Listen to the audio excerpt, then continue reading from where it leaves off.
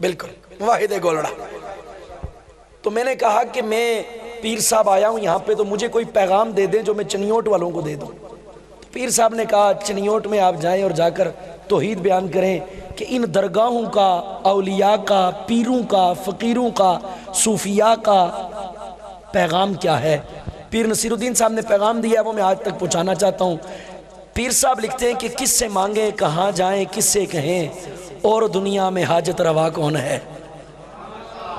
کس سے مانگیں کہاں جائیں کس سے کہیں، اور دنیا میں حاجت روا کون ہے۔ سب کا داتا ہے تو، سب کو دیتا ہے تو، تیرے بندوں کا تیرے سوا کون ہے۔ ارے صرف ایک شعر، تیرے بندوں کا تیرے سوا کون ہے۔ انبیاء، اولیاء، اہل بیت نبی۔ پیر صاحب کے عقیدے کو سلام ہو، ہمارا بھی وہی ہے، آپ میں سے جس کا ہو وہ سبحان اللہ سنا دے گا کہ انبیاء، اولیاء، اہل بیت نبی، تابعین و صحابہ پہ جپا بنی، سب نے سجدے میں گر کے یہی عرض کی، تو نہیں ہے تو مشکل کشا کون ہے، تو نہیں ہے تو مشکل کشا کون ہے۔ پیر صاحب کو اللہ نے بڑی صلاحیتوں سے نوازا تھا، شاعر 7 زبان تھے، 7 زبانوں میں شاعری کیا کرتے تھے۔ میں نے کہا پیر صاحب ماشاءاللہ ہم تو آپ نے مجھے سکھا دی ہے، تو اگر نعت سکھا دیں۔ کہنے لگے نعت مجھ سے نہیں، نعت میرے دادا جی سے سیکھو۔ تو پھر دادا جی نے جو نعت کہی ہے کیا کہنے، پیر سید نصیر الدین شاہ صاحب نصیر تاجدار گولڑا لکھتے ہیں، اج سکھ متران دی ودھیری یہ کیوں دلڑی اداس گنیری یہ لو لو وچ شوق چنگیری یہ اج نینا لائیاں کیوں جھڑیاں مکھ چن بدر شاشانی یہ متھ چمکے لاٹ نورانی یہ کالی زلف تے اک مستانی یہ مخمور یقین مدبریاں مخمور یقین مدبریاں۔ اس صورت نو میں جاننا آکھاں، جاننا آکھاں کہ جاننے جہان نہ آکھاں، سچی آکھاں تے رب دی میں شان نہ آکھاں، جس شان تو شانہ سب بنیاں ما اجمل کا ما احسن کا ما اکمل کا، کتے مہر علی کتے تیری سنا گستاخی کی کتے جا لڑیاں گستاخی دوبارہ پر مسلمان۔ اج سکھ متران دی ودھیری یہ کیوں دلڑی اداس گھنیری یہ لو لو وچ چھوک چنگیری یہ اج نینا لائیاں کیوں جھڑیاں مکھ چن بدر شاشانی یہ متھ چمکے لاٹ نورانی یہ کالی زلف تے اکھ مستانی یہ مخمور یقین مدبریاں۔ اس صورت نو میں جاننا آکھاں، جاننا آکھاں کہ جاننے جہان نہ آکھاں، سچے آکھاں تے رب دی میں شان نہ آکھاں، جس شان تو شانہ سب بنیاں ما اجمل کا ما احسن کا ما اکمل کا، کتے مہر علی کتے تیری سنا گستاخی کی کتے جا لڑیاں۔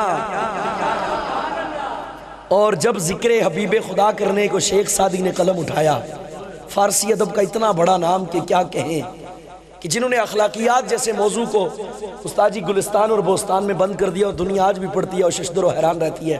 جب آقا کی نعت لکھنے بیٹھے تو لکھا بلغ العلا بکمالہ کشفت دجا بجمالہ حسنت جمیع خصالہ۔ 3 مصرے لکھے، 4تھا مصرہ نہیں مل رہا تھا، بڑے تخیل کی وادیوں میں اڑتے رہے لیکن کام نہ بنا، سو گئے، نیند آ گئی، سو گئے، خواب میں تاجدار مدینہ کی زیارت ہوئی۔ تاجدار مدینہ نے فرمایا کہ 4تھا مصرع میری نعت کا لگاؤ۔ دیکھیے کتنی خوبصورت نعت بن گئی، سن کے جو چپ کر گیا مرضی اس کی اپنی ہے کہ بلغ العلا بکمالہ کشفت دجا بجمالہ حسنت جمیع خصالہ صلو علیہ وآلہ صلو علیہ وآلہ۔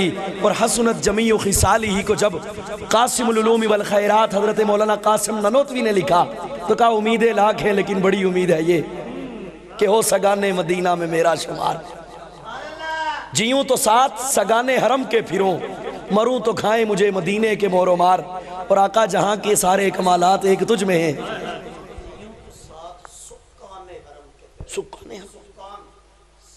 سے ہے اور یہ واہ لغت میں اس کا معنی ہوتا ہے جھونپڑی والا۔ واہ ایک نئی چیز مل گئی یار، اسماعیل بھائی کیا کہہ رہے ہیں؟ واہ جی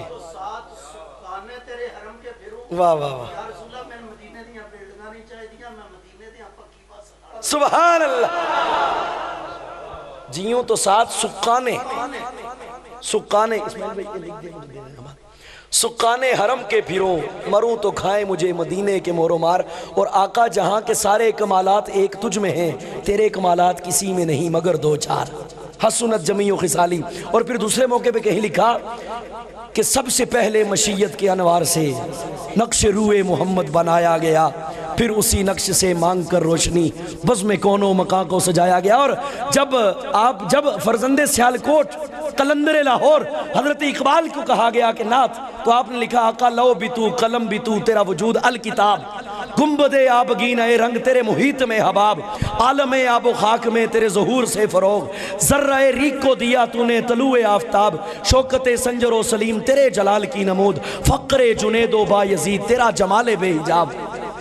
اور ایک اور موقع پہ کہیں کہا تھا نعت کے حوالے سے، اس محفل کے حوالے سے اقبال نے کہا تھا کہ اس جگہ کے آداب بڑے سخت ہیں، کیونکہ یہ وہ جگہ ہے کہ جہاں سے بندہ بایزید بستامی بن جاتا ہے، جنید بغدادی بن جاتا ہے، اور یہی وہ در ہے کہ اگر اس کا ادب نہ کیا جائے تو بندہ ابو لہب بن جاتا ہے۔ اللہ ہمیں اس در کی سچی غلامی نصیب فرمائے۔ بڑی خوبصورت انداز و آواز کے ساتھ آقا کے حضور مدح سرا ہوتے ہیں، اللہ نے بڑے سوز ساز سے نوازا ہے۔ میری مراد جناب برادر محترم شہاب الدین مروت صاحب، آپ سے گزارش ہے کہ آپ اپنی حاضری پیش کریں۔ نعرہ تکبیر، بلند آواز سے نعرہ تکبیر۔